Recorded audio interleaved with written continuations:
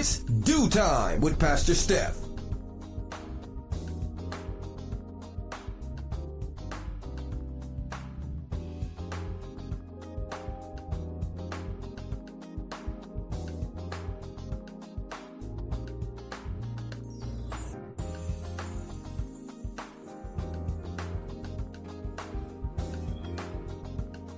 Good morning, good morning, good morning. Rise and shine. You're on with this Do Time with Pastor Steph. How are you this morning? That's what I like to hear. That's what I like to hear. For this is the day the Lord has made. Let us rejoice and be glad in it. So, where were you yesterday? Oh, we started off the week shaking the Monday morning blues with the Do Time crew. And we talked about some crazy stories. We started off with the Department of Justice adding this wonderful civil rights division, expanding it, hiring over 100 people. But when they showed the snapshot of all of the newly hired individuals, remember, Civil Rights Division, 2 brown and black faces. Yes, no men, just 2 African American women. And someone is trying to figure out, well, how are you going to really fight for us, this civil rights thing, when you have not felt or understand the plight of the people that you are planning to serve? So I don't know, maybe you could come up with an answer, but the comments in the article we asked the same question, and we still have not been able to find an answer for that. We talked about the story of, the mom who had the child taken away from her.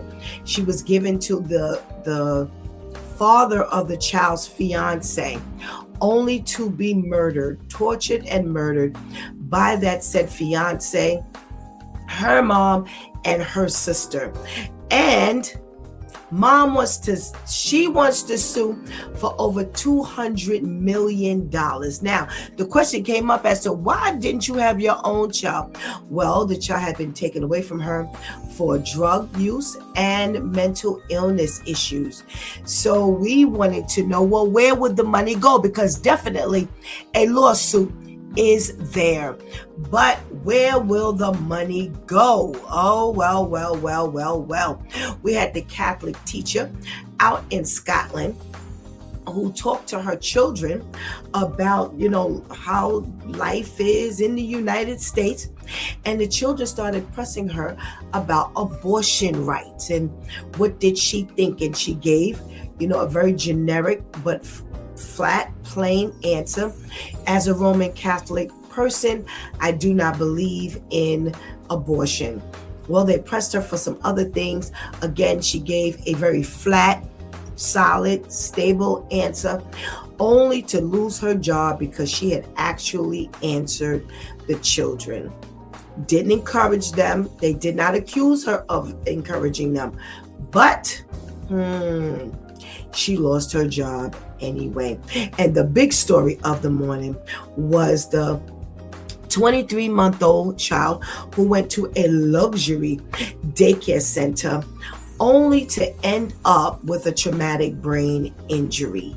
Yes, there was a video that was shown of a teacher swinging the child in between her legs, threw the child up in the air, and did not catch the child. Child not only hit his head on the floor, but the teacher fell on top of him, and they lied throughout the entire investigation. And you might as well put your child in a regular daycare center if you're going to come out with the same results. Well, our switch tip for the week: speak up. All of these individual stories ended up falling right into the switch tip. The switch tip fell right into the 4 stories. Speak up. What are you holding that you could be talking about, that even if there was some kind of a backlash, you would not be seen in the sin of omission? Yep, there's sins of commission, sins of omission. When you do not speak up, God is holding you accountable if He gave you the words to say. So with all that's going on, we want to make sure we are speaking up and we're doing the right thing by God, okay? Well, that's how we spent our Monday. Well, today is Let's Talk About It Tuesday, Church Folk Day. And I'm sure we got some stuff to talk about. So go ahead and get that healthy breakfast. Go ahead and tell somebody, anybody, everybody that It's Due Time with Pastor Steph is on. And whatever you do, don't go anywhere, because we will be right back.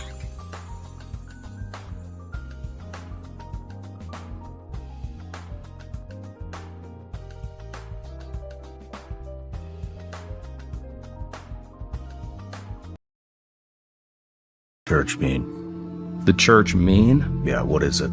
The church is beautiful. Your definition? Well, it's ecclesia. It just means gathering. It's very similar to the synagogue. The church is the bride of Christ. We will be together for all eternity. We will all look different, sound different. We'll have resurrected bodies. We'll know each other then. But the church is the bride of Christ. The church is not a building, an edifice, an organization. The church is believers who come together to worship the Lord in spirit and in truth. The church is essential. We don't worship it, but it's essential. There's no such thing as an isolated Christian. We appreciate internet church, we appreciate online services, but there is a power when we come together collectively. This is where the ordinances of communion and baptism are so important. The fact that liquor stores were essential, but churches weren't in New York City during COVID, are you serious? You know, it turns out we destroy ourselves without God. So that's what the church is. Love that. Thank you.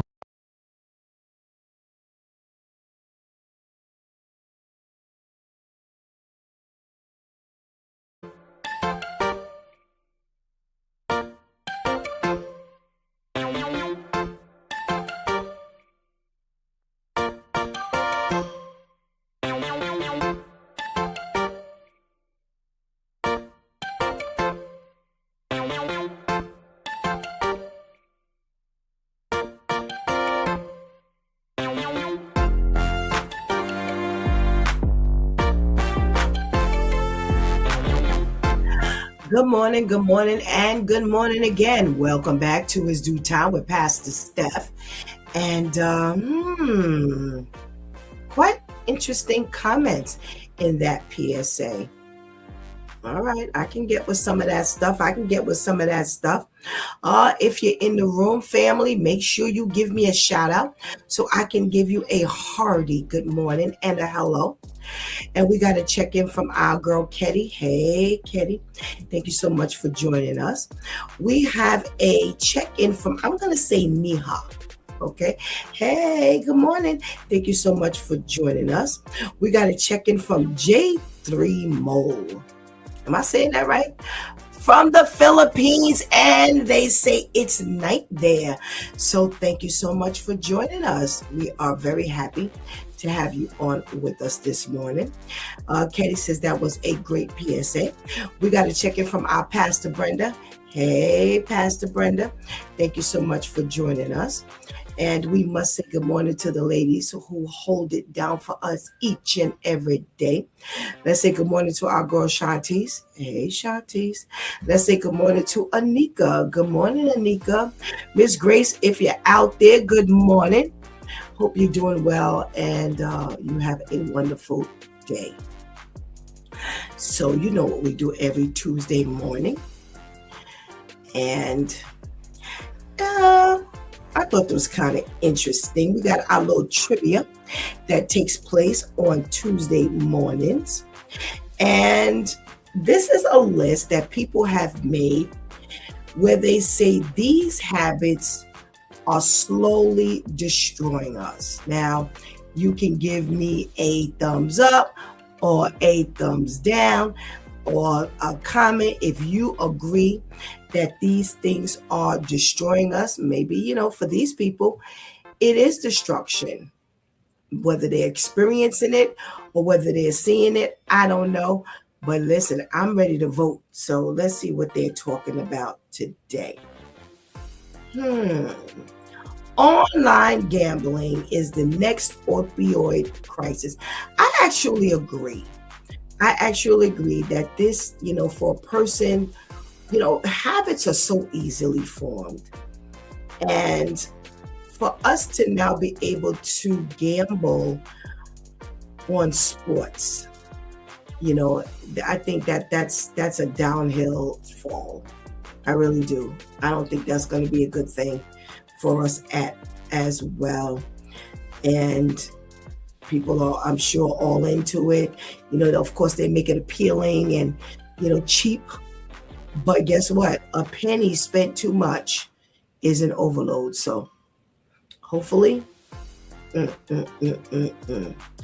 all righty.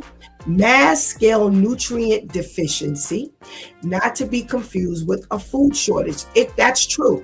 The food that we eat, we go through this twice a week, Hey, is this benefiting us? This food that we're eating, is it benefiting us? But that has nothing to do with the fact that there would be a food shortage, because we could have a whole lot of food, but if it's not nutritious for us, that ain't gonna matter.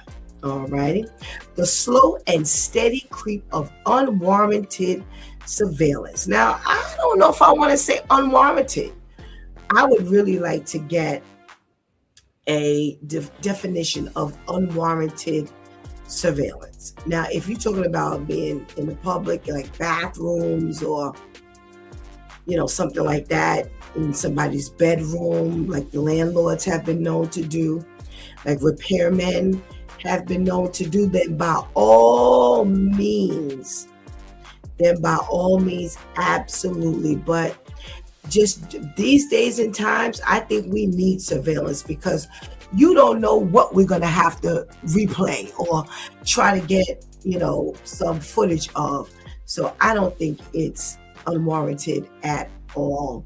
All right, we got some comments going on here. Let's see what's happening. Anika says, I agree, food is now mass produced and fake, and we are sicker for profits. Absolutely. All right, let's see what else they're saying. Excessive screen time and social media addiction. I think future generations will look back and wonder why we normalized spending so many hours staring at screens every day. You talking about people looking back? I'm wondering now. I ain't looking back. I'm wondering why now. It's funny. Each week, my phone gives me screen time. The screen time that's spent 2 hours for the week. And it comes in on Sundays. And on my phone, I don't average more than 2.5 hours a week. So I don't think the people ahead of us will ask. I'm asking now, well, what are we doing? All righty. Let's see what else. We're talking about habits that will kill us. All righty. When we no longer have clean drinking water, we'll realize that building subdivisions and roads on wetlands wasn't such a hot idea. Absolutely.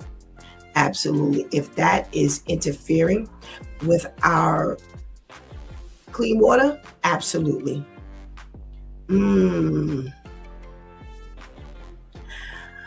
People are going to be like, wow, vaccines don't cause autism, and you actually need them. I do believe that certain vaccines are needed.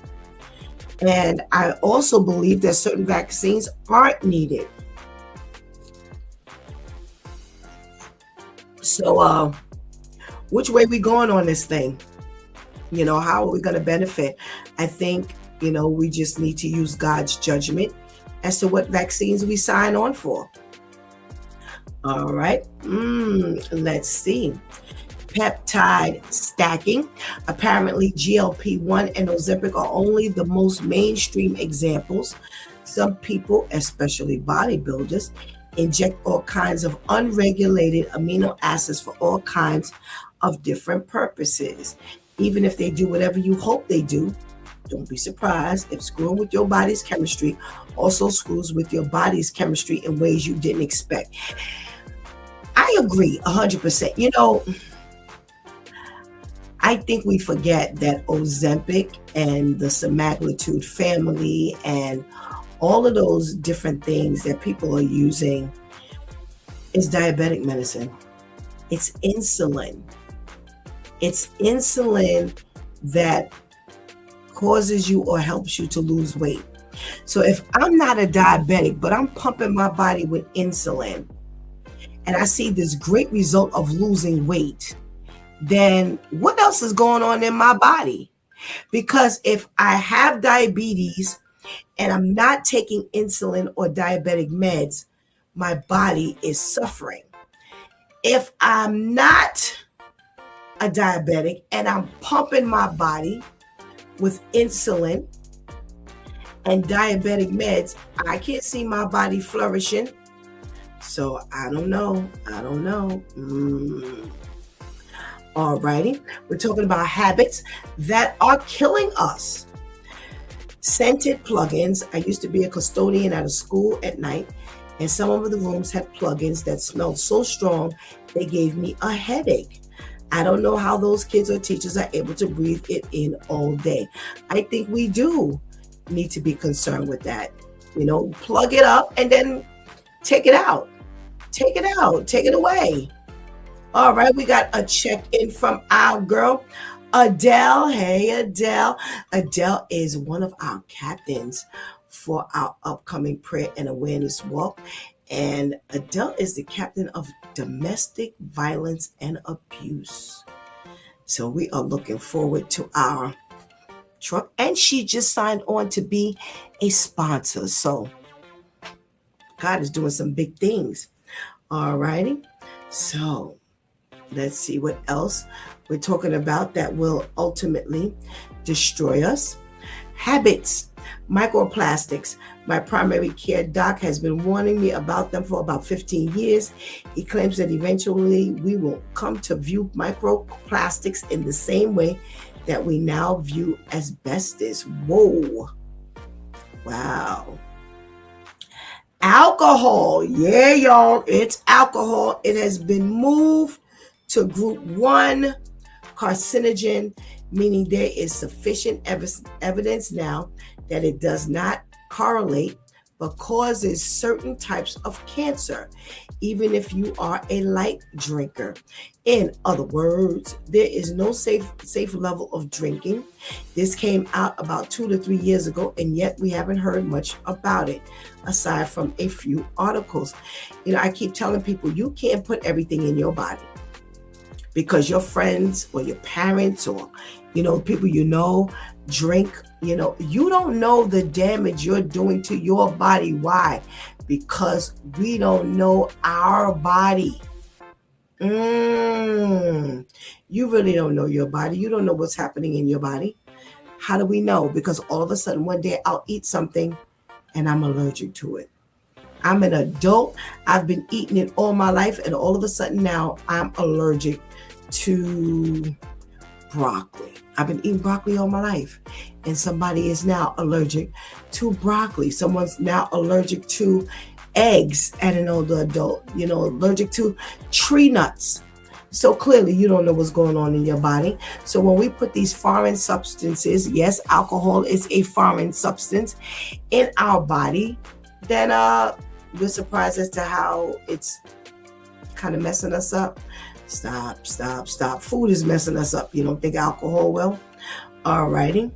We have Adele who says, yes, Lord, I'm up this morning. I've been sleeping in late. Amen.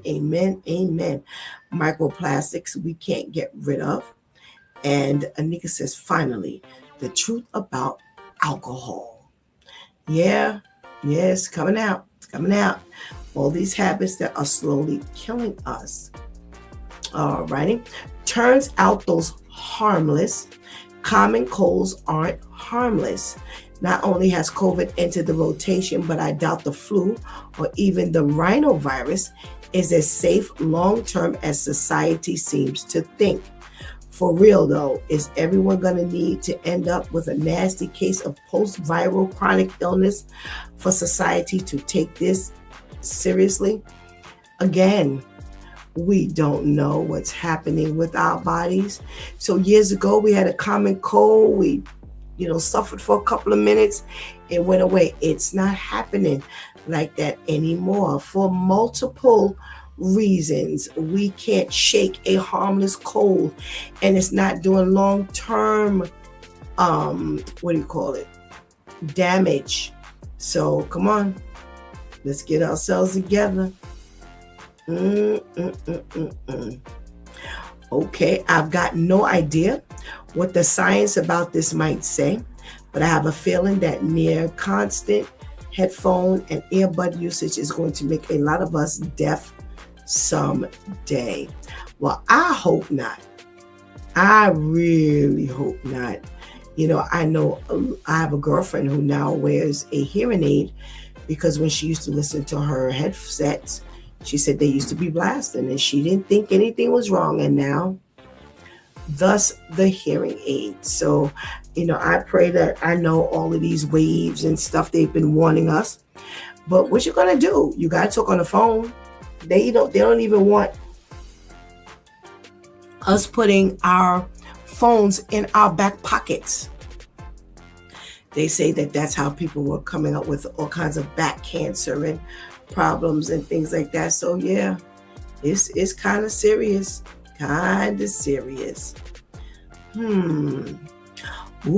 All of the fingernail decoration methods. The process is getting fake nails put on and removed is all chemical and usually involves concentrated UV light exposure. Wow. Unpopular opinion warning. Tattoos in recent years, studies have shown that injecting ink into your body isn't a great idea. Really now. You look at some of these basketball players and entertainers, and they are inked top to bottom. And I'm saying to myself, this is healthy. I'm with this person. This is really healthy. Adele says, yep, slowly trying to kill us off. Yep. Let's see, let's get one more. Let's see. Let me see. I'm going to get a good one to go out of here with. Air fryers. Wow. Oh boy. And finally, air fryers. Every time my brother uses the air fryer, the stench of burning chemicals is unbearable. I make sure to stay out of the room for a while afterward, and I don't eat the food he makes in there. I don't smell anything burning when I make something in the air fryer. But what kind of air fryer he got?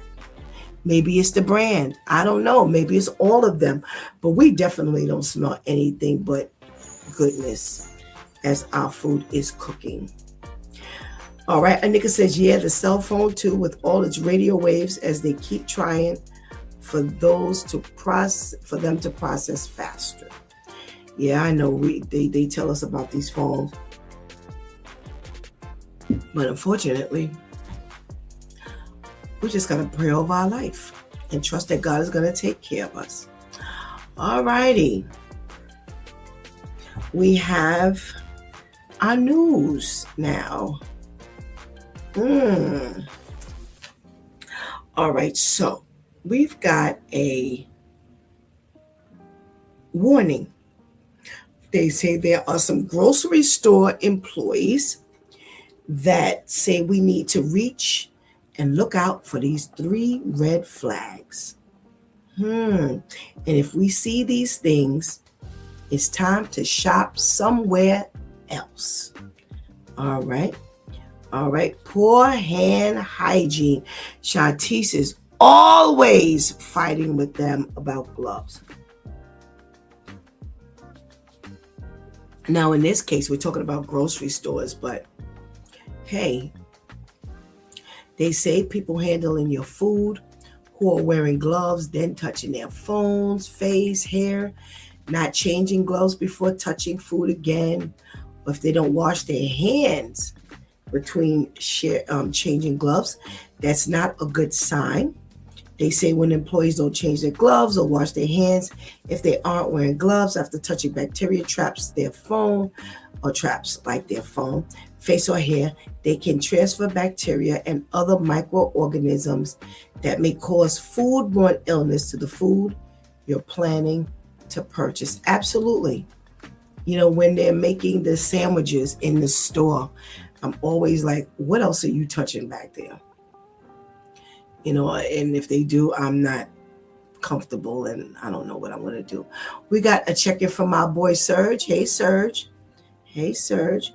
All right. One of the other two, another area where the grocery store workers tell us if we see this, run for the next store. They say when we see meat and other animal-based products stored inappropriately. So they say meat, eggs, and dairy must be stored on the bottom shelf of the cooler to mitigate contamination, drippage. Technically, meat comes first, the lowest level, then eggs, then milk, and other dairy. So if we don't see this, we might have some food that's contaminated. So I'm trying to think of, okay, so where we primarily buy our meat is only meat in that area. It's not other stuff. Well, the meat is in its own, area. And normally when I go to a supermarket, the meat is in the meat freezer. Ain't nothing else in no meat freezer. No eggs, no dairy. So if you see the milk, the eggs, and the dairy in the same freezer and they got to stack it in, no, that's time for you to stop going into that store. Now, I'll shop like that. I don't know about you all, but I don't. They say visible dirt. If you see visible dirt in your grocery store, get to running because it's clearly obvious that they're not cleaning. They say you need crumb-free surfaces, and that's definitely a sign that they are not cleaning up properly. And again, go to the next store. Don't go up in there and continue to shop when you've seen these things. All righty. So we've got, I think I want to pass that one up. All right. This is a matter of opinion. We had a couple of these yesterday where I wanted to know your feedback. So there's a dad who gets a son, who has a son in school, and his son gets into a fight, and they call dad. Dad, you have to come in because your son has been fighting, and we have a no tolerance policy for fighting. So he's 5 years old, the little boy. All right. So he figures he'll go to the school. He'll get his 5-year-old to apologize. No problem. Well, when he gets to the school, he hears a very different story. So the teachers and the principal begin to tell a story. So he says, okay, wait a minute. I heard yours. Now let me hear my son. So he asks his son, what happened? Because now they've told dad at the end of their explanation of what happened, they now tell dad we have a no nonsense policy for fighting. If you are caught fighting, you are automatically suspended. So dad asks his son, okay, son, what happened? And his son tells him This kid was picking on me at recess. I asked him to stop, and he didn't. So they dialogue about this, and he says, okay, how many times did you ask him to stop? And his son says, one time, sir. So the principal then says, Dad, we have no nonsense policy for fighting. If you're fighting, you need to be suspended. So he asks, is the other kid, harmed? Did he have to be taken, did EMT have to come? Did you have to deal with him in any way for his bruising? They said, no, the other child is fine. So he says, wait a minute. So I don't understand the problem. My son said, did you ask him what happened? And they said, yes. And they said, well, we told, we understand that he was, being picked on, but there's a no nonsense policy for fighting. And his behavior is not acceptable. So the principal then says, okay, after Dad presses her, okay, the bullying is bad, but fighting is worse. And there's zero tolerance for that. And Dad is not having it. Should Dad be okay with the policy and agree that there is zero tolerance policy for fighting? And yes, bullying is bad, but fighting is worse. What say you? Because I'm definitely interested in what you have to say, because I'm going to weigh in on it later. All righty.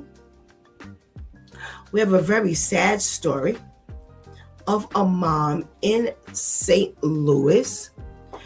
And Shaquila Martin, 35 years old, was at a BP gas station buying slushies for her children who were sitting in the car when she was shot and killed. Thank God none of the children were hurt. But they say that what happened was there was an argument that broke out inside the store with two guys. And they left the store, and so did she, going to her car with her slushies. She had about 4 or 5 slushies in her arms for her children, and they got into a gunfight. And she was struck by a bullet and killed.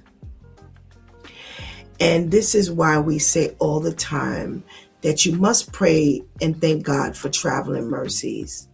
Can you imagine? The kids are sitting in the car. They may not have seen mom get shot, but they surely know mom went up in that store for those Slurpees. And mom never made it back. Yeah, there's definitely a heartbreaking story. Again, we used to say years ago, a bullet ain't got no name on it, which means that once you start shooting, anyone, that could have been one of the kids in the car who was murdered. But instead, mom was murdered. And she was about to move into her new home with her children. And now that probably won't happen. So let's keep the family of, let me get her name again, Shaquila Martin, 35 years old, young woman. Oh boy. All righty. Let's see what else we're talking about this morning.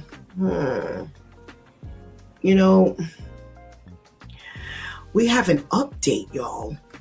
guess what? We have an update. And this is a list, as Vivian would say, a listener submitted update. Remember a couple of years ago, I believe it was in 24. Hold on a second. I think it was in 24. Where's my story? You know what? I realized I was saving that one for tomorrow. Okay. Well, we'll end with this story. So, and I got to talk about this one because, you'll hear Shantice and I say, y'all ain't too old for this. It's like after a while, just isn't there like a statute of limitations on like somebody who smokes crack? Like, how are you like 72 and you're smoking crack? That's like all the drug pandemics that went through, and at 72, that means you were born in the 50s. You smoking crack? You never used heroin. You never used any other drug, but you got caught up on crack. Okay, that is really, really, really weird. Well, a lot of times, I think Shantice talked about what's the statute of limitations on calling your man your boyfriend. How are you 60-something years old and you still got a boyfriend? I don't know. That's just us. That's just how we think. Well, I got the same concept for this story right here. All right. So there's a Florida man, Franklin Davis, 84 years old.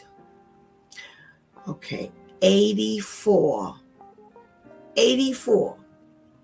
Now, my dad he's crossed over 80 and he doesn't look 80 at all.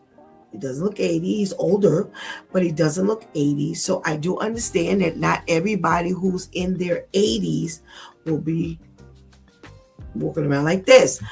But this 84-year-old man has been arrested because it says that him and his girlfriend got into an argument inside of the parked car that they owned, or he owned, or somebody owned.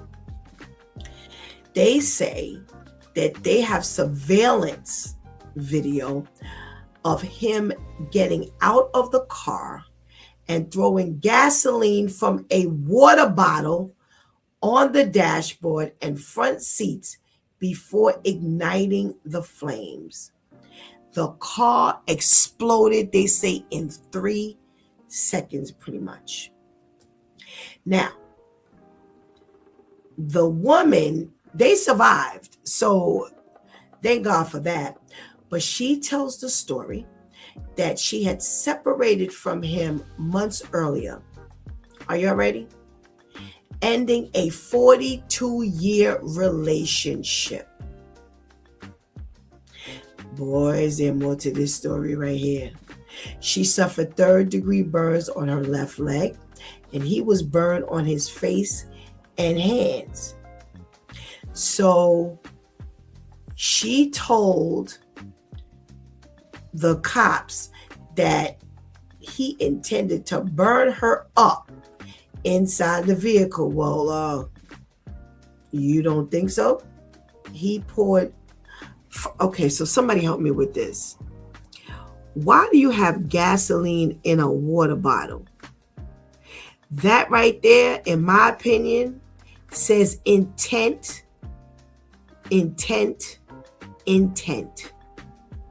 Who carries gas in a water bottle? Gas. I don't get it. Maybe Pastor Vinny will help me. So they were both taken to the hospital.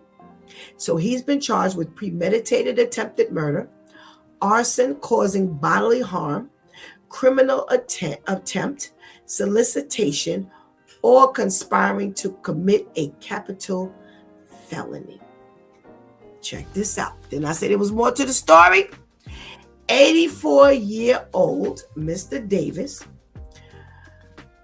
according to court records, has previously been charged with possession of cocaine in 1986, in 1994, and 1995. He was also charged in another domestic violence incident in 2000 involving a firearm. Are you ready? I'm telling you, this story is loaded. They say that he was seen walking away from the scene with a walker. He appeared in court in a wheelchair. You know what? He then at court, when they were giving him, when he was going through the hearing, he asked how long would he be held without bond? And the judge told him until his next hearing. Well, homeboy told the judge, I can't be there for that. And how long will I have to wait? So there's a whole lot of stuff going on here. So let's go back. He's 84. He's been in this relationship for 42 years. That means that pretty much half his life he's been in this relationship with this woman. And I said there's more to this story, because you ain't gonna tell me that you done been with this man and for the first time he gonna bust out when he's angry with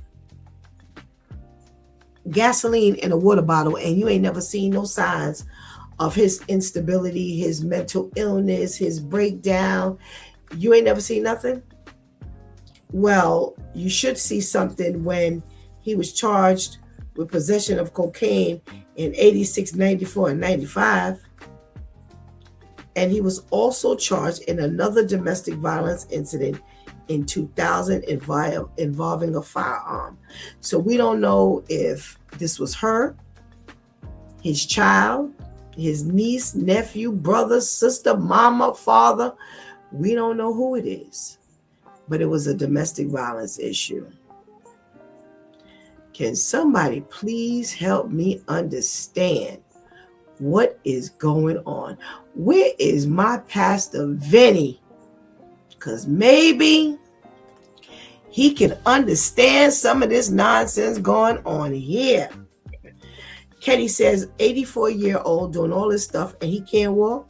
No wonder why he couldn't turn from the burning car. That's why his hands and his face was all burnt up. When I walked away with a walker, how you commit that kind of crime and you can't even walk? Didn't I say something ain't right with the story? Good morning, Pastor Vinny. Good morning. Good morning. Good morning, Pastor Steph. How are you, my dear? Talk about good morning. Okay. All righty. So let's go back. Woo. So we're not going to talk about that one. And I didn't want to talk about that one. Yes. So Pastor Vinny, I come loaded with stories, and sometimes I'm just not feeling these stories, but I am feeling talking about this dad with this 5-year-old who got a call from the school and the principal who said, please come in, Mr. Jones. Better yet, come in, Mr. Stokes, please. Because your 5-year-old Nate got into a fight. And, we need to speak about this thing. So when you get there, they tell you that Nate was in a fight and we have zero tolerance policy for fighting. And, nobody's hurt or whatever, but there's the behavior we're concerned about. We are going to suspend him. So dad says, well, did you ask him what happened? Because dad doesn't know what happened at this point. They say yes. He says, son, what happened? He said, this kid was bullying me. And I told him to stop. And he didn't. So I fought back. So the dad asks, Mr. Stokes asks, well, how many times did you ask him, son? He said, once, Dad. So Dad, Mr. Stokes looks over at the principal and goes, okay, so what's the problem? She said, well, I do agree that bullying is bad, but fighting is worse. Where do we go from here? And I'll let you know what the dad did. Where do you go from here, Mr. Stokes? Well, thank God I never got one of those calls. and raising the three boys and our daughter, I never got one of those calls. But I've heard stories of how my sons had to protect themselves and stop the bullying themselves. This is my problem with this, is that, of course, the initial argument is that what happens to the bully? The bully. They were both suspended. They were both being suspended. Oh, okay. All right. Well, unfortunately,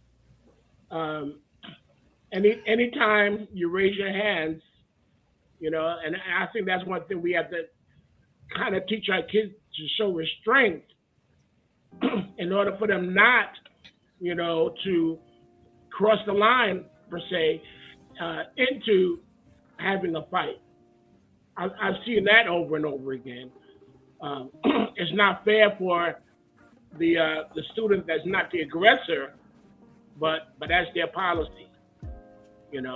I don't understand how they would rather have you get beat up and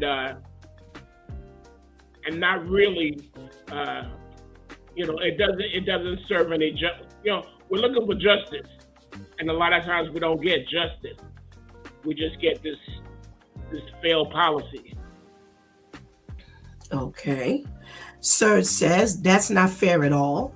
No. They should both be suspended, which is true. They were both suspended.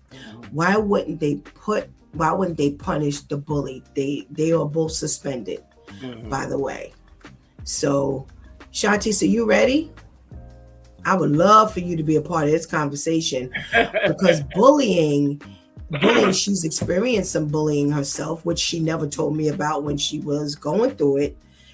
But our prayer and awareness walk, bullying is actually one of the awarenesses. And we will be walking against bullying. And that's also cyberbullying. Shantice, let's say good morning. Good morning. Good morning. How are you? I'm fine, thank you. Good. All righty. I'm well, thank you. So you heard the story. Yes. The dad was not happy, but what, I'll tell you what dad did. But what would you do? How do you feel about this? Unfortunately, bullying of yesterday is not bullying of today. These kids are taunted beyond, like, I really do not like the wording. Well, bullying is bad, but fighting is worse. What? Mm-hmm. Do you understand that bullying is a form of fighting? So what you're telling the one who fought is you can do whatever you want. So if the roles were reversed, you would have segue to taunt someone verbally, to antagonize someone, but just don't hit them. You can't do that. No. So when the father asked the son, how many times did you warn him? And he said once. The only thing I could snag my child on, and it's something that we've gotten on my niece on about a lot, is, did you tell the teacher? If you didn't tell the teacher, now I'm beating you behind. Because I want to be able to come up here and go off on the teacher. But I can't if he or she doesn't know what's been going on. So you got one time, Mr. Sir or Miss Ma'am, for my child to let you know that someone is bothering them. you don't make the necessary seat arrangements or put the child out or whatever needs to be done, and my child is able to say again, I don't care if it was the same day or another day, that this same child bullied them again, do not call me unless my child is hurt. Let me know when I come pick my child up. That's the only thing I would snag my child on. But other than that, I think it was very poorly handled on the administrators end to say, well, bullying is bad, but fighting is worse. It's like, did you go to school? Yeah. Or did you just wake up in a dough? It's like... Well, here's the interesting part. The article further says that he asked the principal, do you know what the other child was doing to bully my son? The principal said she didn't know. So the dad, then his argument was, so how do you know if he was able to tell the teacher? What if the kid was in his way? What if the kid was pushing him? What if the kid had hands on my son? How are you going to reprimand my son when you don't even know what happened? Pastor KL, what's going on in your world? Good morning. Good morning, guys. Good morning, my brother. What say you? But your tail end is what I've been thinking this whole time. You know, Santish talked about the bullying aspect. But was he touching me? You know, what was the situation? If you touch me, you know, then you want to get beat. You know, again, you know, we are from the old school. You know, Shanti says that, you know, bullying today is not like bullying back then. But from the old school, it's the same results. Pick up a chair. You know what I mean? Pick up a table. It's the same results. And my question would be, two questions is, where's their parents and the little boy? Because we all need to have a meeting together. You don't just call me. And are we getting suspended? Not just my child. Because if this child is the one who started the whole thing, he should be home first. So yeah, I'm not, and then the teacher does not take the time to figure out the whole story. All you see is that little Johnny got a black eye, and it's my fault. If Johnny would have left me alone, his eyes would not have been black. Right. So yeah, I got a problem with that. All righty. Anika says bullying is psychological trauma that would stay with you if not treated. Absolutely. And she says, right, Shantice. So here's what Dad did. They say after he asked all of his questions, and even after the principal admitted she didn't really know what happened, and he said, well, how you sentencing my son to 3 days of suspension?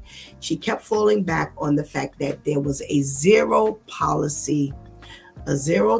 policy. So he said, he looked at his son and said, son, I'm proud of you. You aren't suspended from school for 3 days. You got a 3-day vacation. Mental health days. It's hunting season. Let's get out of here. And I agree. First of all, I'm a stickler for getting all the details. I'm really funny about that. And Shantice will tell you, I don't care what you're talking to me about. If you say, oh, come on, Steph, let's do this. Okay, what's the plan? Flush this plan out for me. I'm just that detail-oriented person. And if you ever called me regarding something about my kids, you better have all the answers. Other than that, it's not going to be a happy. Shantice was with me one day. We had to go for my youngest girl. And the teacher, remember that, Shantice? And the teacher was like, and Tamasia did this, and Tamasia did that, and Tamasia did this. And so it was between her and Tamasia. It wasn't between her and Tamasia, another student. It was between her and Tamasia. So I started asking questions. And what did we find out, Shantice? The teacher was in the wrong. Yep, the teacher was in the wrong. So you call me up here to the school to tell me about Tamasia. You didn't think I was going to ask you questions. You thought, and let me tell you something. They knew that all they needed, if there was any problem, All you had to do is make a phone call, because I wasn't working any longer. And I pop up to that school in a minute. And when I got there, she really thought he put everything on Tamasia. And I'm like, but part of that story wasn't making sense. And when I started asking questions, it revealed that it was her.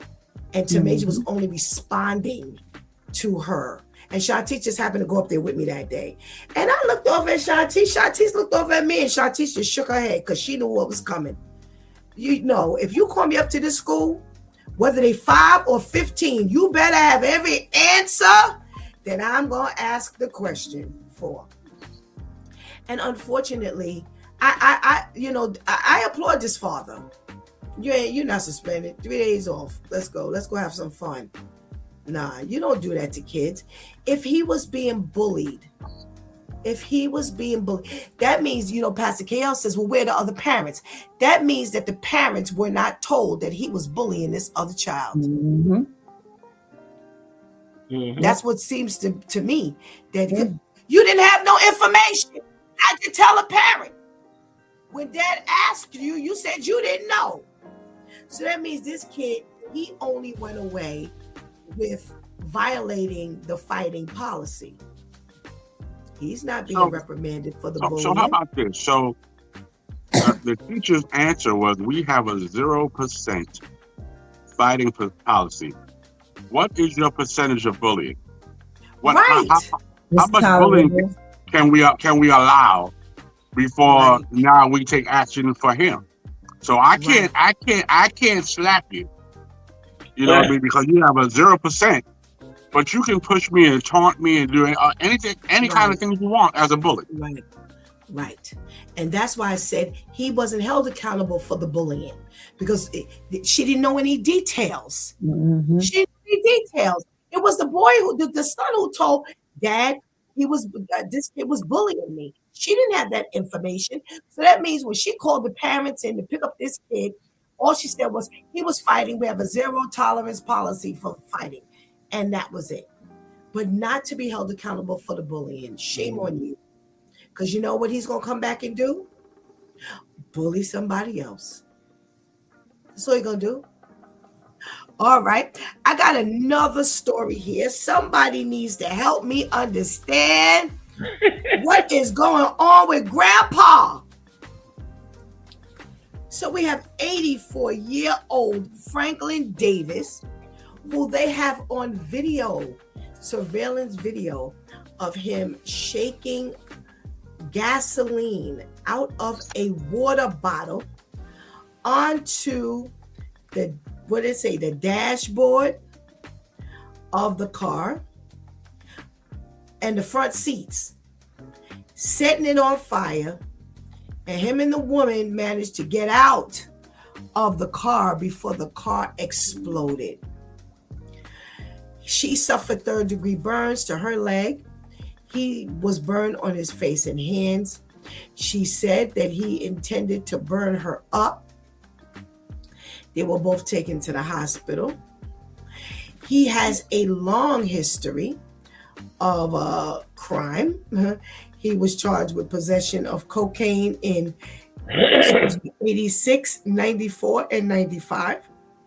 He was also charged with another domestic violence incident in 2000 involving a firearm. They say that they saw him walking away from the scene with a walker, and he appeared in court in a wheelchair. Now, this was his girlfriend, Shantice. Ha ha ha. Pastor Vinny, I'm gonna start with you, since you might be able to understand him a little better than the rest of us. Why?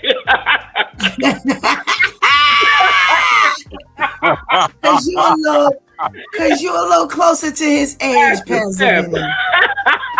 So I'm thinking maybe there's some identification that you can make that I sure can't. Okay. Oh, Pastor Vinny. They were arguing, and this is how he decided to settle the argument. Oh, wait, don't forget, Pastor Vinny and Shantice and Pastor KL, that he was angry with her because she had just ended a 42-year relationship with him a month or so earlier. All right, Pastor Vinny, hit it. I gotta give this. Well, I don't know whether to give her kudos or have her labeled crazy as well for hanging around with this crazy dude for 40-something years. I know that Pastor Brenda would have had me under the curb, not on the curb. In the gutter, I believe it. under the car. I believe it. Now he can't even, you know, sprinkle gasoline.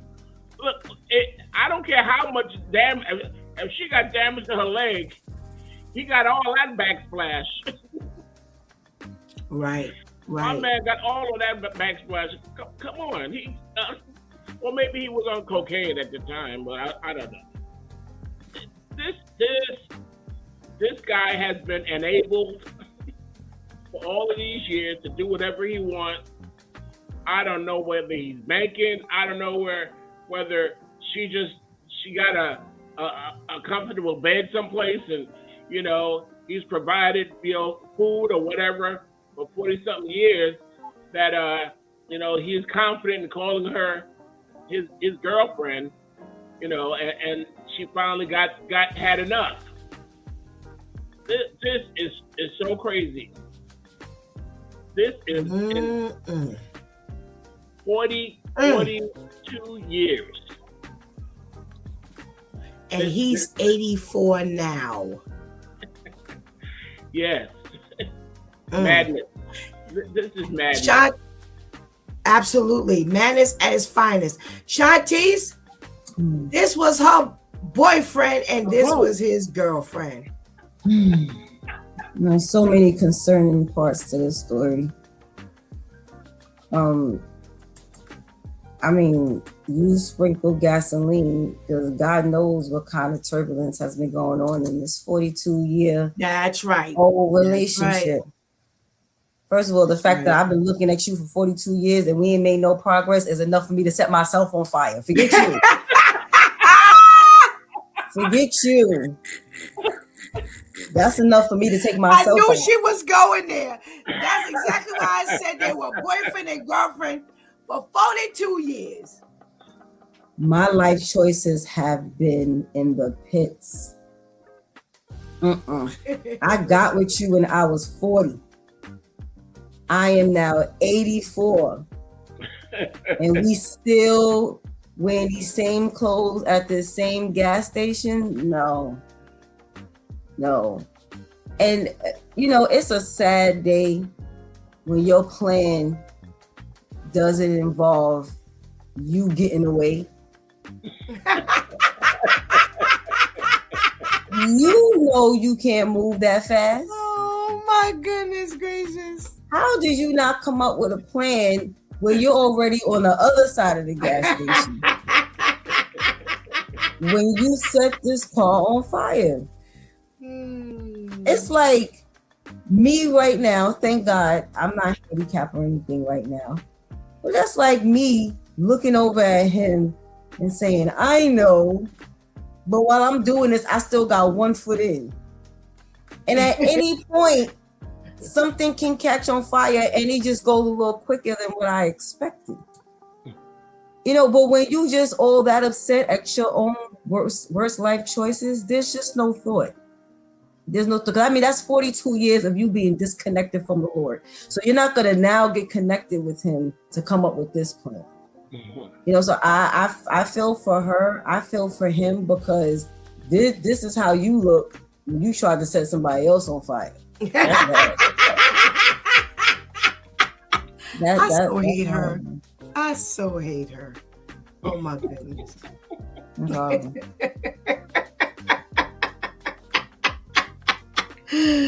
Pastor KO, can you say anything else after that? No, not really. Not really. I mean, she said everything I thought of saying. You know, I mean, we didn't have a good exit review. You didn't even think about, you know, to be on a walker. I don't know, but if I'm gonna blow somebody up or start a fire, I need to be able to run. You know, just in case. You know what I'm saying? It doesn't work out too well. Right. You know what I mean? But I'm on a walker, so I'm on suicide watch. Because and then you mad at her who's able-bodied to get away. You know what I mean? So she's able-bodied to get away, and you barely leaning on Jesus. You know, I just don't understand, you know, I know Jesus will fix it, but listen, sometimes, you know, he may not come when you want him, though. You know what I mean? So, oh my gosh! You probably didn't take the walker out first. Right. Put it to the side of the car. Right, put the gasoline, set the car on fire, and thought I'll grab the walker after I set the car on. And then Shantice, think about it. Think about what you just said. So he done lit up this whole car, lit it, and now he's fumbling to get. You ever try to get a walker out of a car? It's cumbersome and it's clumsy. Now he's trying to get this walker out the car. You know, the wheel gets stuck, and it was probably a 2-door, and you didn't pull the seat up. So you gotta pull it out the front. Yeah, you know, man. It got caught on the seatbelt. All that is. No, all of this with his face on fire. Right. All of this with his face. He was probably sitting behind the steering wheel. Yes. When he was dousing. That's right. Hey, Pastor Vinny. You know about them $2. You know about them $2. You should have told us something. They're big and they're heavy. Yep. Those were some heavy doors. Heavy. Those were some heavy doors. They are cracking up laughing. And Katie says, first of all, looking like that, just blow me up. Yeah, this was a very, very bad plan. I thought about the fact that here we are together. She just ended a 42-year relationship with her boyfriend. And I'm saying to myself, well, thank God you didn't marry him. But after a certain amount of time, we would have either had to separate or I was going to stay with you. But it would have never lasted no 42 years. No. That is, I mean, absolutely amazing. And you think about 84, 94, and 95. He had possession of cocaine charges. He had back in 2000. He had another domestic violence issue. Nah, that's already. You haven't given me any incentive to stay. You're not going to tell me, like I said earlier, that this is the only incident between them. So you've been taking a whole lot. And nah, I'll pass. I shall pass.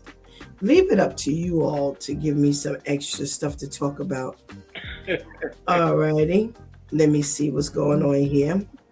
So, oh, Lord have mercy. Talk about people losing their mind. So you've got this Chicago deacon who is now in big trouble. So you're supposed to ask, how much trouble is he in, Pastor Steph? Well, 45-year-old Eddie Jenkins has been charged in the January 2026 killing of his estranged wife, Kiara Jenkins. Oh, brother. So you have this situation where they were separated. She had just left him a minute ago. And they had been having a troubled relationship off and on. And they said that he drove up to, normally the children stay with him, but he drove up to the home. He gathered the children. He took them to another place, back to his home. He told her, he went back and said, the kids are staying with me. Took the kids back to his apartment, came back and murdered her. They say he shot her about 7 times. Mm. They said that they had been living separately for about a year at the time of her killing, but there had been some back and forth going on. And the 3 youngest children lived at home. So like they say, he picked them up, told her he was going to be staying. They were going to be staying with him. Around 4 a.m. the next day, he pulled up his car to the house. The neighbors said they heard people yelling, heard the woman yelling in some level of distress, and said that they heard her say that she accused him of cheating. And then they heard multiple gunshots and her crying out in pain. So they say that adding insult to injury, he took it even a step further. He sent images of her dead body to her friends.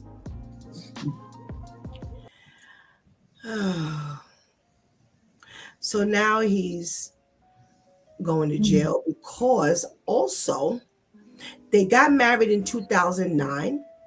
They said they arrested him the same year for strangling her. Yeah. That he hit her in 2011. An order of protection against him in 2018. And the protective order in 2024 was done after she permanently moved him out of the home just a month prior to the killing. So let's get this. 2009, they got married. The same year he was arrested for strangling her. 2 years later, he was arrested for hitting her. 7 years later, there was a order of protection against him. Then, he got a protective order against her in 2024. And now he's killed her. And he is facing these murder charges. Oh, Shantice. He's the deacon of a church in Chicago. How you supposed to be part of the authority, clergy, and you doing all of this? And again, I know domestic violence, I know victims can hide it well. Sometimes I find it real hard to believe that as nosy as church people are, y'all ain't see no signs. Y'all ain't see nothing. Y'all ain't hear no trepidation in her voice. Y'all ain't see him cut his eye at her, look at her real quick if she ever said or did something he didn't approve of. Because let me tell you, that's where it starts. It don't start with the hitting. It start with that, I ain't like when you said that. I ain't like when you laughed at that man's joke. I ain't like when you cut me off. I ain't like when you said this. I ain't like when you walked away too quick. It always starts off with something like that. How is it that no one knew anything? Okay. And then again, for the victims, and it's something that is always said a lot of times too, is unfortunately you can't take these incidents lightly. Y'all just got married, he choked you out. I paid a lot for this wedding, but now how much money is getting used for this funeral because you didn't walk away, unfortunately. And sometimes things happen a lot quicker than in other instances. But how effective were you as a deacon and you doing all of this? Because from my understanding of a deacon, they have to be really, they play an intricate role within the ministry. Absolutely. You know, they're almost like the pastor's right hand. So how is it that you're effective the way you need to be effective? And it's kind of rhetorical because obviously you can't. You can't serve as the pastor's right hand and then be beating on your wife. What? Not just beating on her, strangling her. Right, strangling her, probably outside in the parking lot, and then y'all walking right up in the church. How are you doing all of this, but you're effective in your duties within this ministry? How? Why? What is the problem? And for you to be that unhinged, it had to have come out. It came out with the children. It came out. It leaked out. And again, this just goes to show how, you know, people. Because isn't the deacon one of the positions in the church where before they become installed, they have to be monitored? Like you pay a attention lot of them to do that, like a year. Yeah, they do a year walking. And, you know, some of them, they go around to the family and friends and ask, you know, do you agree that they become a deacon? Yeah, sometimes that is the practice. Right. Sometimes. Because obviously that wasn't the practice here. And you just failed this entire family because no one was doing their due diligence. And as Pastor Steph has pointed out before, it's been proven how in some ministries, the victims, whether it be a male or female victim, don't feel comfortable or are not able to go to their church family and say, this is what's going on with me. They'd be better going to an outsider and saying, hey, this is what's going on with me, whether they go to another parishioner or whether they go to a clergy member. So it's just really, really unfortunate to hear that. And to hear that you then sent the photos out to people. Right. You have always been a schizo. You didn't get to that level after you killed her. You've always done blatant stuff like this. Always. You weren't subtle and then now that I killed you, now I'm gonna share your dead body. No, you've done this. You've bragged somehow about having control over her before. It's really unfortunate. Well, before we go to you, Pastor Vinny, I got some old comments. Adele says the other guy was an old fool, and we needed Pastor Vinny for this. We need a man's point of view. Yeah. All right, Pastor Vinny, what's up with your deacon? Unfortunately, some of these deaconships, they just you know, the popularity contest. You know, you get this position, you get, you know, somebody handing out positions. They don't care what you did, what your history is, how you know, are you with your own family? Because just based on that, you know, and these are things that are public, you know, the choking out, the hitting her, you know, these things are public. And that in itself should be enough to disqualify you from becoming a deacon, or you know, being allowed to go into somebody's home by yourself. You know, it's like a rat with a stack of cheese. You know? Yeah. It's shameful because, you know, and that's why people on the outside, oh, he's one of those deacons. Yeah. He's one of those deacons, you know, and so it's bad. It's a bad look, but it starts from the top. It starts from the top. Who's your pastor? Who are you reporting to? You know, the first time that you hit her, or the first time that you choked her out, or the first time that she had to get a restraining order against you. You know, what's going on? and then you just Right. you continue to function, you continue to or misfunction as a deacon or as because the deacons, they stand very close to the pastor. Right. They stand very close to the pastor. When the pastor Right. can't go, usually he sends a deacon. Who's gonna send this guy? Wow. You're Wow. Wow. gonna send him to cause more trouble. Yeah, because that's all he got to offer. That's all. Oh, That's all. Pastor KL. Well, I'm confused of a couple of things. One is why you haven't been locked up. I mean, Right. you had Right. some vision. You had some sleepovers. You know what I mean? But you ain't been locked up for all of this. And then the Yep. other thing I look at too is that, it's uses. The police don't really care too much about uses.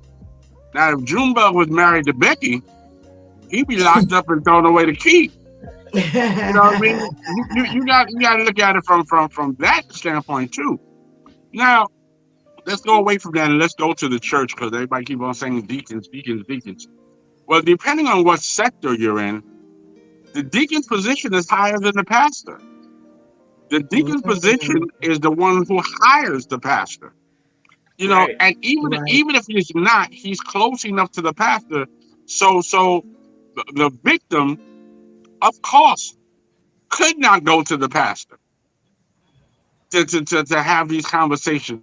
First of all, from the pastor's standpoint, the deacon is the one paying my check. This deacon right here is the one who's making sure I have a job. My Lord. So what am I going to say to this deacon? So you're in a catch-22. But I think he should have been locked up a long time ago. Now he's a photographer. Now you take pictures. When has that become your new career? We're taking shots and we're sending it out like it's a portfolio. Yeah, he's kind of sick. He's the murderer and the coroner. Yeah. I'm going to segue. You know what? I'm going to segue into this. Last week when we were departing, Pastor KL, you brought up first fruit, 10%. And how would you infuse this into this story? Because I see a couple of segues. Say that again. I missed some of your words. Say that again. I'm sorry. I was saying last week before we ended, you brought up the 10% that the servers want. They get 20% almost at times, and everybody wants to get their 20%, but they don't want to give God they give God his 10%. And I was saying this story could actually be infused with that concept of first fruit, 10%. I see a couple of segues. Do you see a couple of segues in how we infuse this into this particular storyline? Well, technically, look at it from this standpoint. I mean, because I'm glad you said it that way. The deacon is the waiter. You know what I mean? Because he's the most influential person, in the church. He's the waiter. He's supposed to serve the people. You're not even serving in your own home.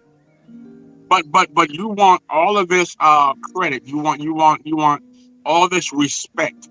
And the respect is the tip. That's what you want. You want this respect because you're the man of the house. But you're not even giving good service. And then here we are, who's the owner of the restaurant, which is God. You know what I mean? You're the face of the brand. How can God use you when your service is poor? And because you don't come to me and give me my 10%, you just doing what you want to do and think that it's okay. Well, I'll give you water if I think you're thirsty. I'll look at your table every now and then. If I see that you're missing bread, maybe I'll throw you a slice. But then you want all of this extra. You want this 10%, you want 15%, 20%, and you have the nerve to write it on the check. You know, for you who are not good in arithmetic, because that's what they're actually saying. For the little dum-dums who don't know what 20% is, that'll be $25. And I'm supposed to do that from the service that I just received. I can't do that. Wow. Good tie. Pastor Vinny, do you see how you can infuse that concept of, you know, you don't want to give God your 10%, but, you know, you as a server expect at least 20% for your services. And yet we have this story over here where we can gel in the two concepts.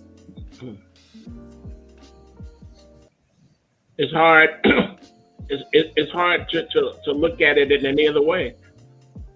This is corruption, short and simple.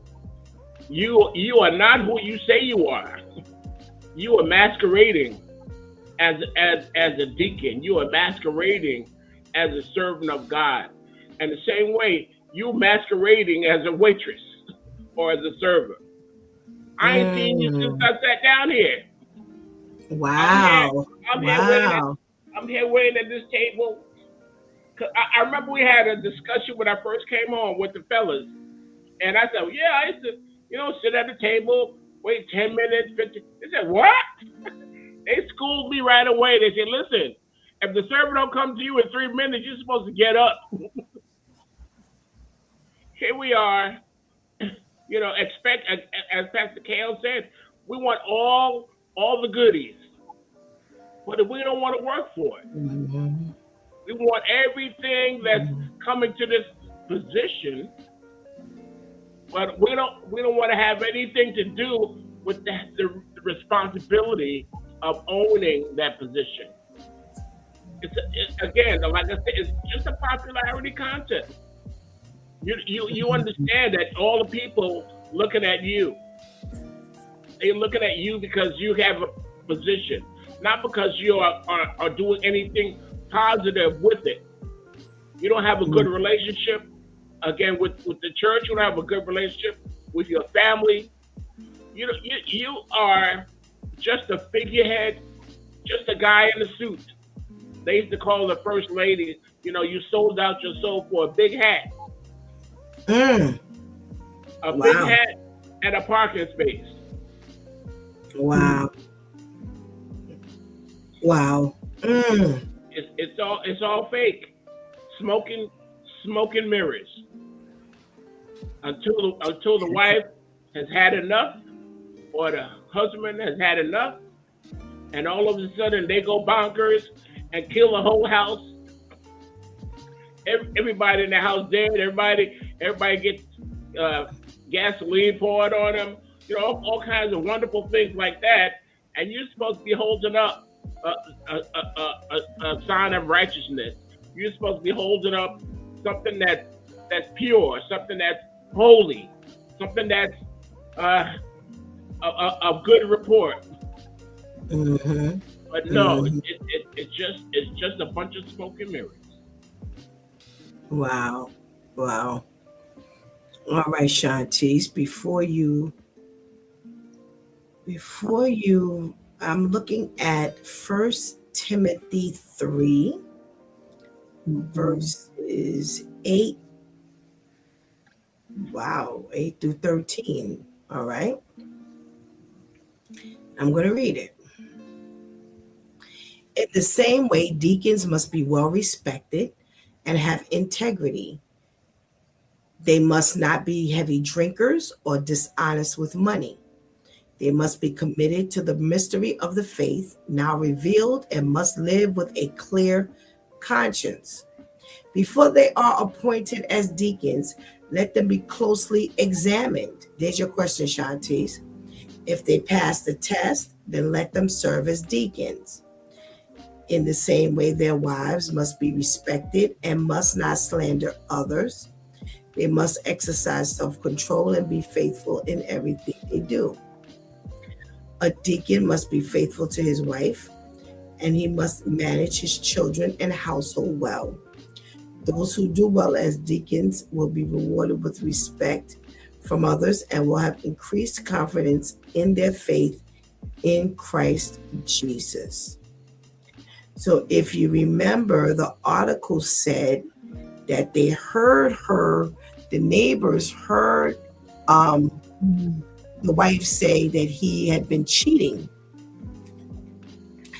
So as we read this description of what a deacon should be, how do we tie in this 10% that we won't give God, but we want 20% for the services that we render?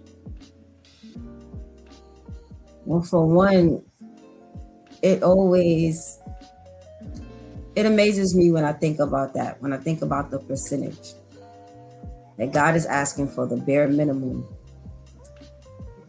You know, we've said it a few times, people have said it a few times, you know, God didn't say, give me 90% and he only leaves us with 10. He said, just give me 10%. And it also shows how we're already that stingy. We're already that selfish. We're already that tight with what we have. That he said, you know what, just give me 10 and I'm going to show you how I can multiply. Because of your faithfulness and your genuineness, I'll multiply that 10% because you willingly gave it to me. Now, when we make the analogy with the servant, it's something that both Pastor Kale and Pastor Vinny said, and something that me and AJ used to say all the time. You can't just show up to the table and think you getting $50. Did you brush your teeth today?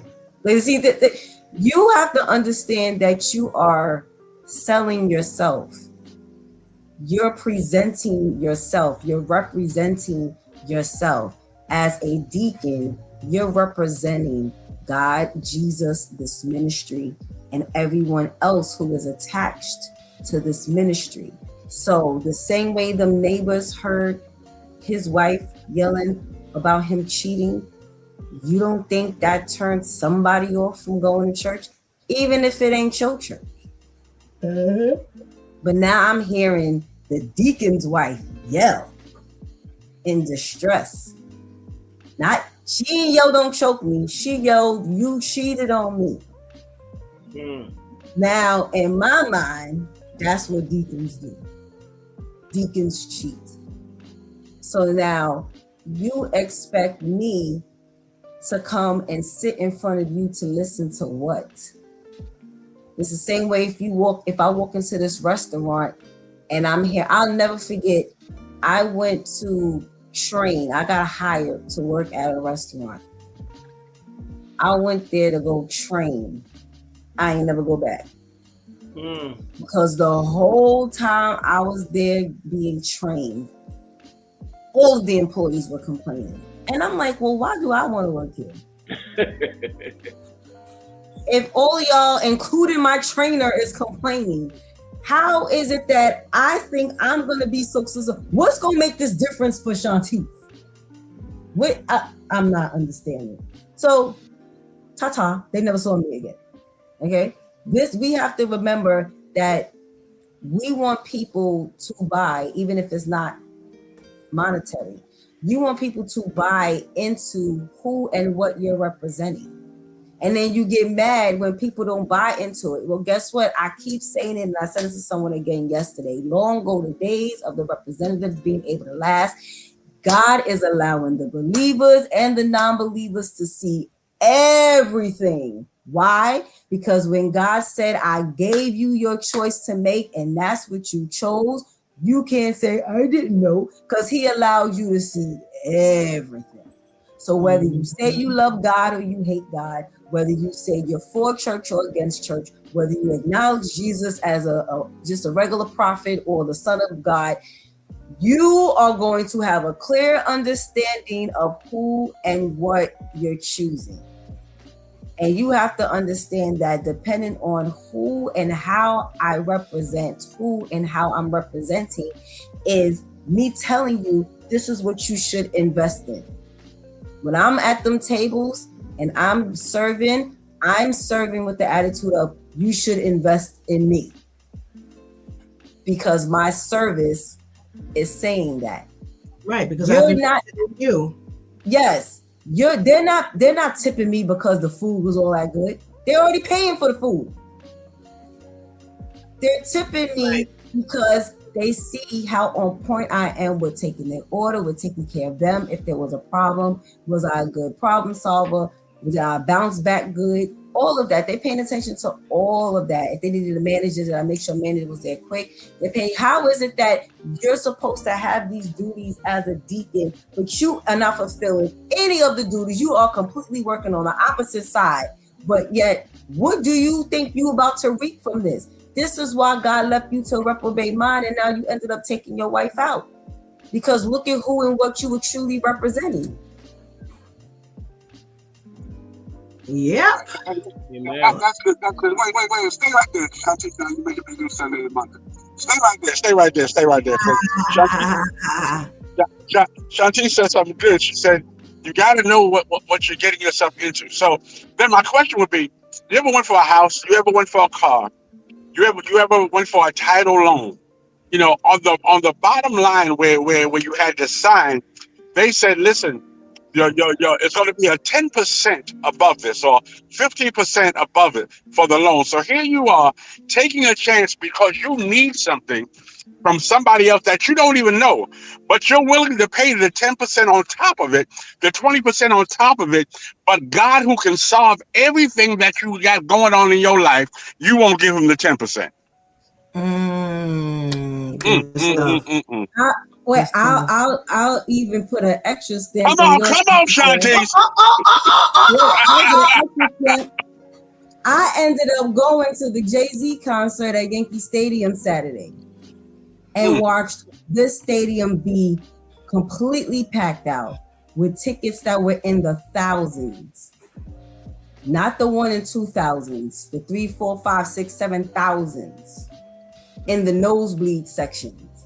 They're paying to watch this one human being who has to use the bathroom and who bleeds if he gets cut just like we do, stand in one spot and rap.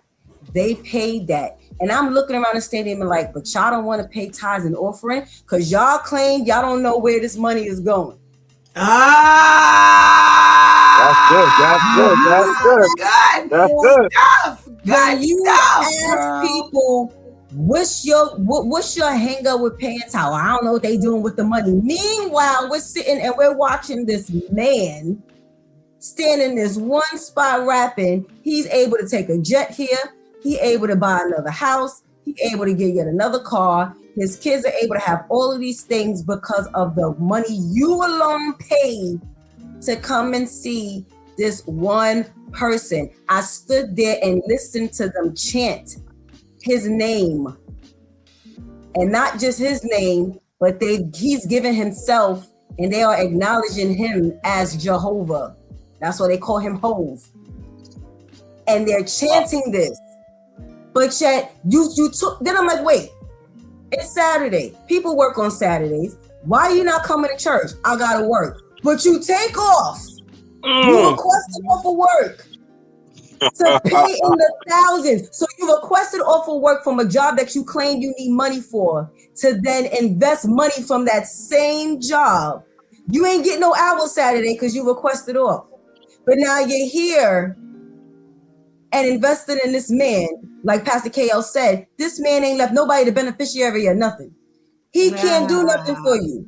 You're investing in this man and he's giving you nothing back. Because I'm sorry, you performing these songs that I can go on YouTube and listen to ain't doing it for me. Not for me. So now I don't want to invest in the real Jehovah. I don't want to invest in my Lord and Savior Jesus Christ when all he's asking for is 10%.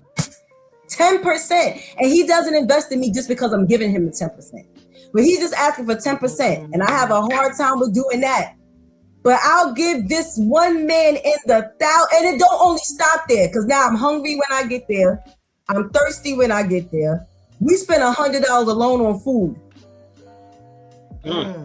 Okay, they got jerseys in there for $400 they're selling. They had t-shirts in there for $150. And I'm like, do y'all really, I don't care what stadium this is. Y'all are in the Bronx. Okay? It don't matter what, this could be a mansion. You're in the Bronx. What are y'all doing? But I can't tell you how many souvenir bags I saw, which meant y'all were buying those $150 t-shirts. Y'all were buying those $200 jerseys, all to praise this man who is giving you nothing. So you gave him everything, and now you're leaving here broke. Now you possibly got to go pick up extra shifts. Or if you work in a restaurant, one of the reasons why I love working is because I may not have to pick up an extra shift, but I can hustle and pick up extra tables. But now I got to do all this extra stuff to compensate for what I gave this man who's giving me nothing back in return. But I can't go and sit with Jesus in my house. If Jesus says, sit with me and read this verse, I ain't got no time because I'm too tired. I'm invited to church. I ain't got no time because I got to go to work. But yet, I don't like the people there. The people at the stadium, you got a bunch of, what are they, Bronxites? You got a bunch of Bronxites mixed with every other borough, but mainly Bronxites here. You like them? Because according to Sunday's show, it started 4 hours late because these Bronxites who didn't have tickets was bum rushing the stadium. Where y'all was in there falling asleep waiting for this man to start. But you can't go and sit up in church for an hour. Nah. You just did a Sunday and a Monday with Pastor KL. Sorry. Pastor KL just looked at Steph there. It's like, yo, wait, because this is we show God how slow we really are. We really do. I'm not going to finish hearing about this from Pastor KL. I just want you to know this. I don't know if I'm happy. You better know. You better know what's coming. It's coming. It's coming. I don't care. I don't know if I'm happy or sad because this here, I'm here about this for the next 2.5 months. He gonna keep saying, shut up from now, Pastor KL. Shut up from now. Before you go, let me read these statements. Adele says, this just made my morning. Jesus, thank you, Lord. This just made my morning. Jesus, thank you, Lord. Shantice, get that off the screen. He made such a statement doing that, okay? And Serge says, I like that one. Yeah, that's a good one there, Shantice. Katie says, yes, Shantice. Adele says, he thinks he is so sick that is trifling. He took out a protection order on her to make it seem like she was abusive before he killed her, shaking my head. Yep. Right on. Ain't no way in God's green earth none of the church members saw or picked up on any of this. Yes. There's no way in the world. Nowhere in the world. Church people too nosy. Right. Not to pick up. Church people too nosy. They always in your business.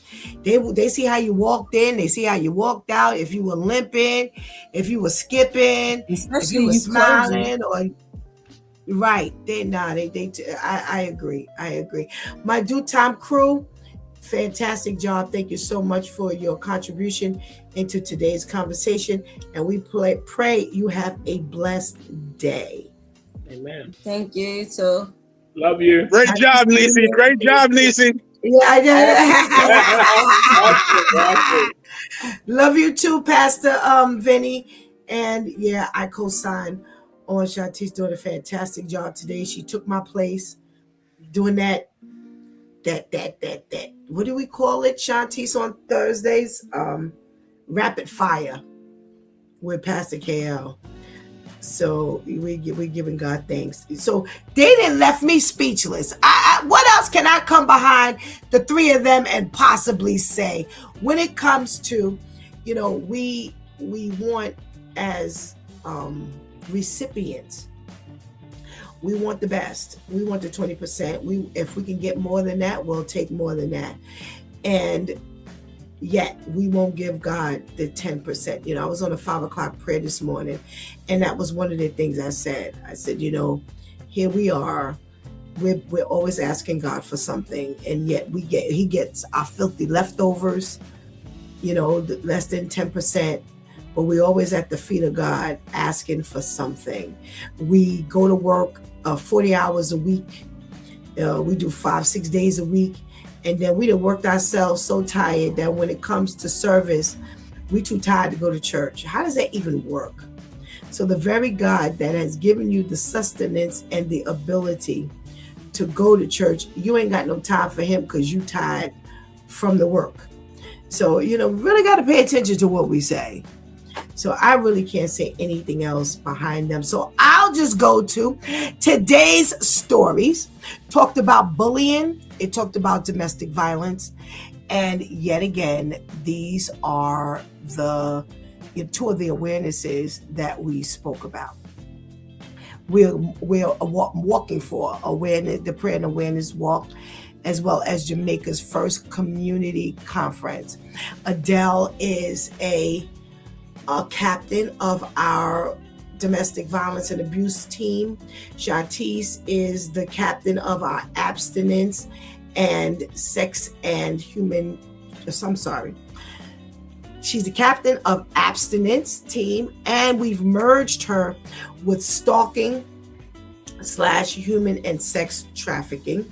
We have our Vivian, who is the captain of the child care neurodivergent team. That's ADHD, dyslexia, autism. So, we have Miss Herlima. She's always in the chat room. We say, hey, Miss Herlima. Miss Herlima, she is the captain of cancer. We have Serge. You always hear us talk to Serge. Serge is on the 1s and 2s on t-shirt duty, along with Shantice. So, everybody is really rallying around making this day one fantastic day. And you are not going to find anything better to do on July 25th, which is not this Saturday, the next Saturday. You're not going to find anything better. You're going to have gentle and mild face enhancements. There'll be some clothes giveaways. We have several merchants who's giving away free items. We have, what else? Food. We'll have, we have a dance workshop. We have singing. We have fashion. Yeah, we have dancing, the entertainment side of the dancing. We're going to have speakers, dynamic speakers. So this is just something that is going to be fantastic, and you don't want to miss it. At this point, shirt sales are done. Our shirt orders are done. We cannot take any more shirt orders, but you could definitely come on. You can definitely come on, register. That number should be up there. As a matter of fact, you can scan that QR code that's on the flyer. If you can get to it. I don't know what kind of device you're using. Right now I'm dually using a laptop and my iPad, but I could actually take my phone and scan. So if you're using an iPad, if you're using a desktop, if you're using a laptop, you can take your phone and you can actually scan the QR code and register. We need to know you're coming. If you want to eat, guess what? We're going to have a fantastic health fair, a fantastic services fair. And what that is all the community services will be out. Normally just have a health fair. You do blood pressure checks and all kinds of things, but we're expanding it. It's a health services fair where any service that is going on in the Jamaica Queens area, we will be allowing them to set up a table so that they can tell us about their service, and it goes past, for Sabbath keepers, you generally don't do stuff like that. You'll keep your eye on God. You have worship service, but God is pushing this here a little bit because he wants his community to know about everything that will service their needs. We're doing a prayer and awareness walk, and we're going to be praying throughout the community. We are covering a lot of territory. We have 9 points that we'll be leaving from. They're covering housing projects. They're covering areas where people have been killed. We talked about the Jaden Pierre murder at Roy Wilkins Park a few months ago. We will definitely be covering that territory. They are also covering some other territories where some other senseless murders have taken place, because we're also focusing on gun violence. We're going past supermarkets. We're going past houses of worship. We're going past homes, businesses, and we're going to be praying for this community. In one zip code, in the zip code that I live in, there are over 18,000 families. One zip code. We will be covering several. So imagine the prayer that will go out to these families. Imagine the people who don't know God, the people who have heard of God, but they've heard a deacon's story, or have heard a pastor's story, or they've heard what church people are supposed to be like, but they're not like. But the sweet smelling savor of prayer, prayer that will go out and emit into the air. We are not excluding our community from walking. As a matter of fact, that's the highlight, that the community will be walking. We just don't have church people. We have people within the community that will be walking, and they need to be with people of God to help send the message that prayer changes things. They need to be a part of this, because this is their community. How are you leaving them out of the very community they live in? And prayer needs to be from their lips as well. So even if they're there and they don't say a word, but they are the direct recipients, they're in that group. So we are definitely, again, we're covering some great awarenesses: gun violence, stalking, sobriety, abstinence, cancer, domestic violence and abuse. We're covering social media health. We're covering autoimmune diseases. We're covering sickle cell and blood disorders. We're covering cardiovascular health. We're covering so many things. And, I'm watching the shirts and I'm like, wow, they look absolutely gorgeous. Oh my goodness. For you to invest $12 is nothing. It's almost like getting that shirt for free. Honestly, I have seen a shirt with the word think on it. What do you call that information? That type, like a DTF or whatever, vinyl, $40 with the word think, period. And this here, you're getting, this is just one of the shirts. This is our abstinence shirt. Shantice will show them the back so they can see how the back looks. So the shirts are front and back. So we have the captain shirts that look a little different than the regular, the regular shirts. And, so that's a captain shirt.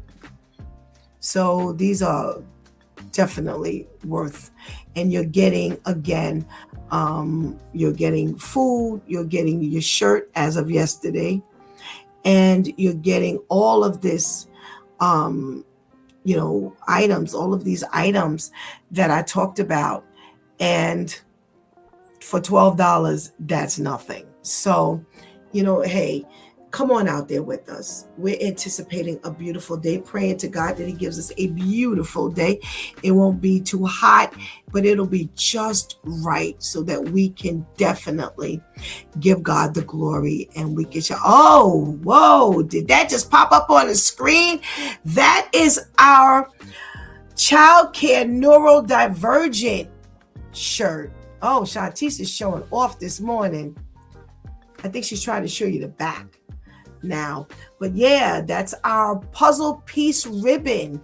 You know, the child care autism is, you know, it has the puzzle pieces, and they oh my goodness gracious, this is fantastic. This is fantastic. Show that picture again, Shantice. Let me see. Show that again. What happened? Something must have happened to the show because I don't see it anymore. Oh, I see it. Yeah, there you go. Our theme, let the healing begin. All right, so this is I see. Oh, whoa. This is our cancer shirt. Fantastic. This is our cancer shirt. So, you know, you're getting a big bang for your buck. All right. So listen, I bet you next year, God spares, because the awareness walk, the prayer and awareness walk will continue. It may not be a part of our conference, but it will definitely continue. God has indicated this is our first year, and this will be the beginning. So I bet you next year you won't wait around for a shirt. So I've seen some of the other shirts, the elder care. Oh my goodness, that's a fantastic shirt to look at. I mean, I'm looking at, boy, when they show me the shirts, I'm so excited for what God is going to do that day. Everybody will be walking in, you know, in support of all of these different. Oh, okay, she's giving you an up close and personal view. Oh, she really showing off today. Okay, so thank you, Shantice, for just showing us what some of these shirts look like. And we can't wait. We can't wait to have you with us. So please make sure you dial that number 513-900-1141. Shantice, make sure that number is up on the screen. 513-900-1141. You can't go wrong with registering for the Breaking the Yoke Community Conference, Jamaica's first community conference. It's church without walls. In other words, you know, it's reminiscent of maybe, what do they call it? Those things in the revivals. You know, not as wild, but you know, because they can get pretty wild. But a very nice presentation of who God is and what God wants.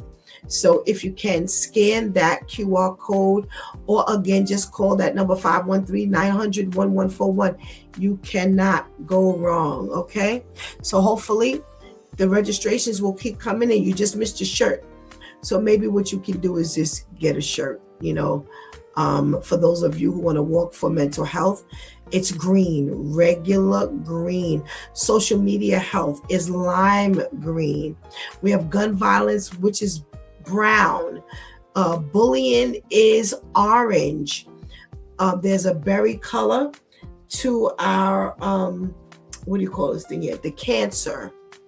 You have the light blue with the puzzle piece ribbon as part of the design for child care. Neurodivergent, and that's for autism, ADHD, dyslexia. You have cardiovascular health is straight red. You have domestic violence, which is purple. So, you know, if you missed, you know, and you get the list, if you call that number, we'll send you the list and you can see the colors that will be used for that day. So, you know, we have our shirts. We order our shirts from a special vendor. So you may not be able to match exactly, but we'll accept the color category. All righty. So there's a lot that'll be going on, and we want to see you there. We don't want you to miss it. You've been watching It's Due Time with Pastor Steph. Join us Monday through Friday from 7 a.m. to 9 a.m. when we discuss matters of the heart, mind, and spirit. As you go through your day, be sure to set your mind on things that are above, not on things that are on the earth. They will only serve as a distraction. Remember, prayer changes things. It's Pastor Steph signing off, and I want to thank my Due Time crew for always coming through big time. Thank you for hanging out with us and helping us do what we do. Please do not miss the opportunity to give Christ your life right now. Please do not miss the opportunity to give Christ your life and strengthen it. Strengthen that relationship with the Lord, because later is not promised to anyone. Until tomorrow, God spares, where it's Wow Wednesday. Until then, I love you.